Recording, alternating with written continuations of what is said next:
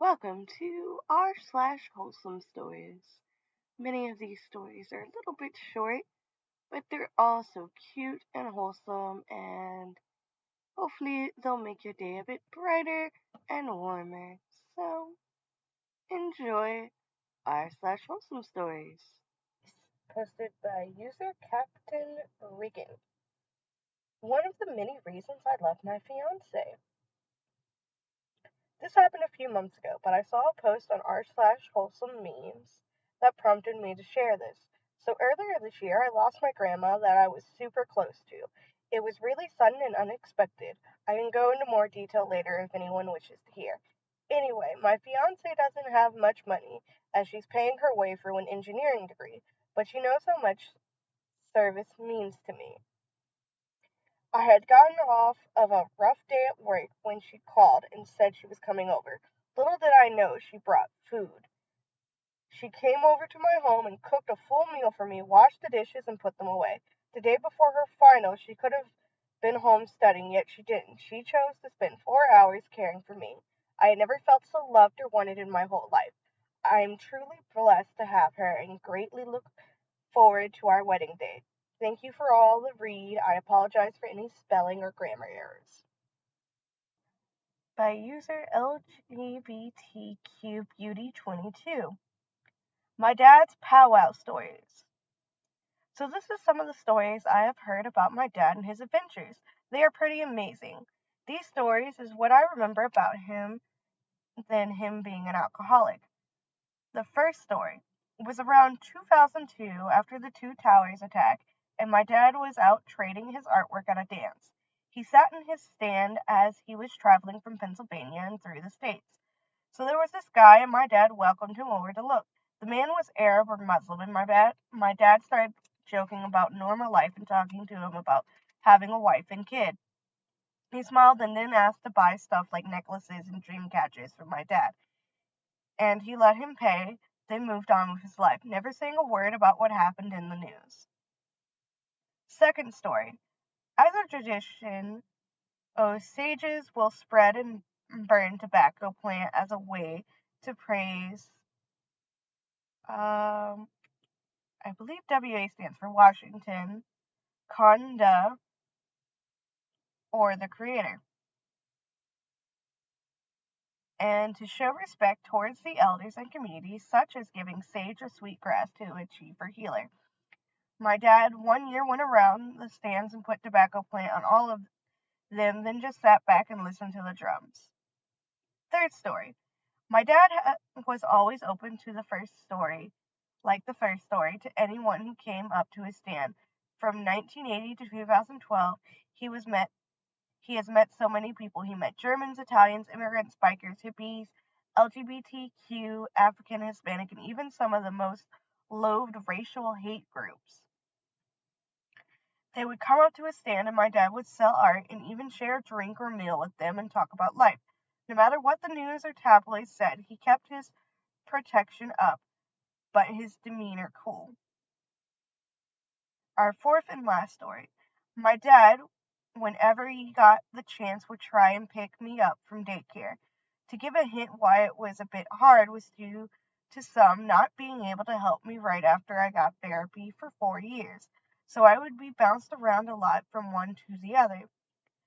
My dad, one time when we went to an activity, brought me there due to it being Culture Month, and the teachers did simple and easy songs to teach kids that they are different and beautiful that the way that we are. We did the song 10 Little Indians, and my dad, instead of calling it races, sing along, laughed, and let the kids ask him questions. After the program, we stayed behind, and he was asking the teacher if there were any toys they don't play with, as he was going to give them to the kids on the res of Oklahoma. Yeah, that's how you pronounce that word. So that's adorable and sweet. Bunch of cute little stories. Helping Hand by user Mike_Oxenfayer. First time posting on this subreddit, let me know if it belongs elsewhere. I traveled home to England from Germany, first time I visited the country today. I know a few words in German, but not enough to hold a conversation. The German lady who was sat next to me spoke precious little English. I noticed that she looked scared as we were preparing for takeoff. I asked if she was okay, and she looked terrified. I offered my hand to her, and she took it gladly. It helped to keep her calm. She didn't let go until we landed. She thanked me in German, Danke, before we left the plane. That's it. I was happy to help. I felt really good about it. Just super, super sweet. It's always nice to help someone, especially if they're feeling a little bit nervous. Just to be that kind of comforting friend. It's adorable. By user No More Harm Journey. I called my friend ugly for a whole week. I have a friend who is close to me. She's been helping me go through some tough times recently. Anyway, recently she started calling herself ugly a lot. Her her self-confidence in her looks has been draining a lot despite how many times I tried to convince her otherwise. One day she said, "I tried putting on makeup. I look like a troll still." To which I replied with, "Like an ugly duckling?" She agreed with me. So from then on, I called her my ugly duckling. Things like that. Eventually, she came to me saying it started to hurt her feelings and self confidence more. You should have seen the look on her face when I said that the ugly duckling is a swan.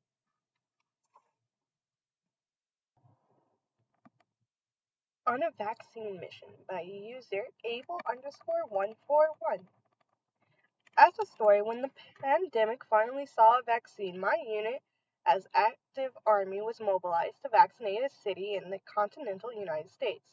To my knowledge, this is the first time this has happened ever, and my unit set forth their medics to get this city vaccinated and maybe, just maybe, get some small slice of America back to normal.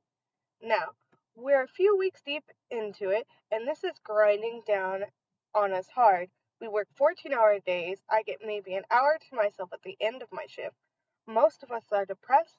Our welcome to the city was less than stellar, and our chain of command is even worse. So it's about 1900, 7 p.m., and me and my friends are starving. There was a wow bao dumpling place outside our hotel, and we walked in, uniform and all, and to maybe clutch some food, but they're closing. We apologize for barging in when they're getting ready to go home, but the last guy left offers to take out order anyway. Comes the time to pay, and he gives it to us on the house. Now, I don't believe I'm anything special. My uniform certainly doesn't define me. I offer the pay regardless, but he insists and says something I'll never forget. "You guys vaccinated my whole family. The least I can do is get you guys something to eat." Technically, I am not allowed to accept these things, but I don't make too much, and he insisted on it.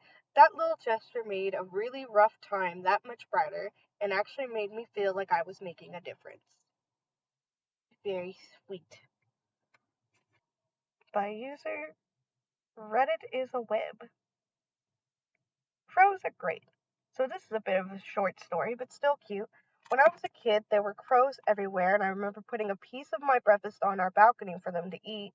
I did this for 2 years, and from then on, crows came to our house more often. And I think that's absolutely adorable. Because what a lot of people don't realize is that crows have a really good memory, and they will remember the faces of people who are nice to them or who are mean, and I think that's cute. It's posted by user Joey Plays VR. Short school story. There was one time in sixth grade, it was near my birthday, it was on a weekend. I had just moved earlier in the school year and didn't make many friends. Two more popular girls somehow found out my birthday was coming up and wished me a happy birthday. I still think about that sometimes. By user Lasagna04. To the lady who asked if I was okay. Shout out, shout out to the lady who went up to me at the military base in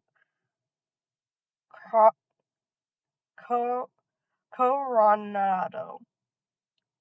Thank you for asking me if I was okay and if I wanted to talk about my problems. I was having a really hard time and didn't have anyone to talk to about it. I had recently lost my grandmother and it had really affected me mentally.